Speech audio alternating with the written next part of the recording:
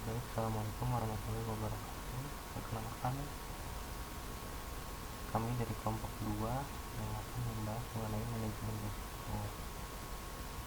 Kami berempat terdiri dari saya Maulana Rizky, selanjutnya ada Pratis Kamani, yang ketiga ada Arif, yang keempat ada Arif Julian. Yang akan diawali dengan Pratis yang akan menjelaskan mengenai definisi mengenai apa itu risiko. Definisi manajemen risiko. Risiko adalah suatu kegiatan dalam mengatur risiko dengan cara mengidentifikasi, menganalisis, menilai, meminimalisir, sampai berusaha menghilangkan risiko yang tidak dikehendaki. Bila dimasukkan dalam konteks bisnis, maka manajemen risiko adalah sebuah proses mengatur setiap kondisi agar dapat menanggulangi risiko pendapatan bisnis, sehingga bisnis bisa lebih sustain. Bila risiko tidak diatur dengan baik, maka pendapatan bisnismu bisa jadi turun bebas, bahkan bisa menyebabkan bisnismu bangkrut. Jenis-jenis manajemen risiko.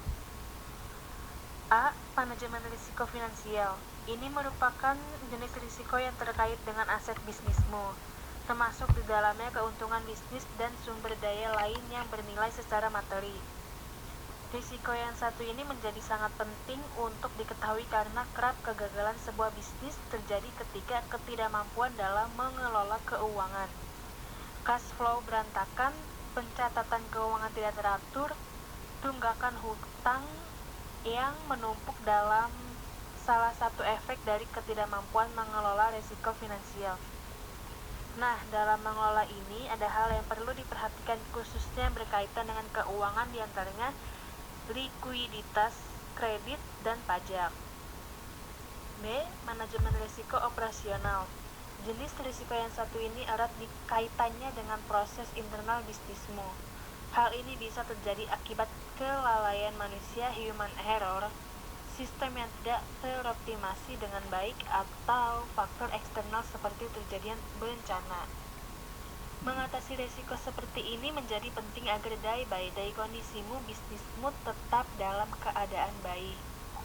C. Manajemen risiko strategis. Jenis risiko yang ketiga atau yang terakhir adalah risiko strategis. Hal ini berkaitan dengan kesalahan dalam mengambil keputusan dalam sebuah bisnis. Salah mengambil keputusan bisa menyebabkan tidak lancarnya proses bisnis yang kamu jalankan. Oleh sebab itu, mengelola risiko strategis menjadi sangat penting. Manfaat manajemen risiko. A. Menciptakan lingkungan kerja yang aman dan terjamin untuk semua staf dan pelanggan. B. Meningkatkan stabilitas operasional bisnis sekaligus mengatur tanggung jawab hukum. C. Melindungi perusahaan maupun lingkungan sekitarnya dari risiko kejadian yang merugikan. D. Memberikan proteksi untuk semua orang dan aset yang terlibat dalam risiko berbahaya. C. Membantu menetapkan kebutuhan asuransi perusahaan sehingga bisa meminimalkan premi yang tidak penting. Tujuan manajemen risiko. Tujuan manajemen risiko secara umum digunakan untuk dasar agar bisa memprediksikan bahaya atau hal yang tidak menyenangkan yang akan dihadapi dengan perhitungan yang cermat serta pertimbangan yang matang dari berbagai informasi di awal untuk menghindari hal-hal yang tidak diinginkan. Secara khusus, tujuan dari manajemen risiko ialah A. Menyediakan informasi mengenai risiko kepada pihak regulator. B. Meminimalkan kerugian dari berbagai risiko yang uncontrolled. C. Agar perusahaan tetap hidup dengan perkembangan yang berkesinambungan. D. Biaya manajemen risiko atau risk management yang efisien dan efektif. E. Memberikan rasa aman. F. Agar pendapatan perusahaan stabil dan mampu memberikan kepuasan bagi pemilik dan pihak lain. Proses manajemen risiko. Berikut beberapa proses untuk melakukan manajemen risiko pada suatu perusahaan. 1. Identifikasi risiko. 2. Mengidentifikasi bentuk-bentuk risiko. 3. Melakukan analisis terhadap setiap alternatif. 4. Memutuskan satu alternatif. 5. Melaksanakan alternatif yang dipilih. 6. Mengontrol alternatif yang dipilih. tahap-tahap manajemen risiko. 1. Identifikasi risiko. Langkah pertama adalah tahapan manajemen risiko adalah mengidentifikasi risiko. 2. Menilai risiko. Setelah kamu telah mengidentifikasi berbagai macam risiko yang mungkin muncul, langkah selanjutnya adalah melakukan asesmen atau menilai setiap kemungkinan risiko yang dapat dilihat dari seberapa besar efek dari risiko tersebut dan kemungkinan, frekuensi, atau beberapa kali terjadi risiko tersebut. 3. Pengelolaan atau respon terhadap risiko. Langkah selanjutnya adalah memastikan bagaimana kamu mengelola atau merespon terhadap risiko yang telah kamu analisis atau nilai. Cara merespon tersebut ada beberapa cara diantaranya. A. Risk avoidance, yaitu mengambil tindakan untuk menghindari risiko-risiko yang akan terjadi. Misalnya, kalau kamu punya bisnis khawatir terjadi moral hazard, maka kamu perlu hindari dengan menyeleksi dengan ketat karyawan yang akan bekerja di usahamu. B. Risk reduction, yaitu tindakan untuk mengurang dampak yang telah terjadi, misalnya melakukan pengendalian lebih rutin terhadap internal perusahaan. C. Risk transfer, yaitu tindakan untuk mengelola risiko dengan cara mentransfer risiko tersebut terhadap pihak lain seperti asuransi. D. Risk retention, yaitu pengelolaan risiko dengan cara menghadapi risiko tersebut karena bagaimana risiko tersebut di luar kendali dan cara paling memungkinkan adalah dengan menghadapinya, misalnya risiko bencana alam. Selanjutnya, kesimpulan.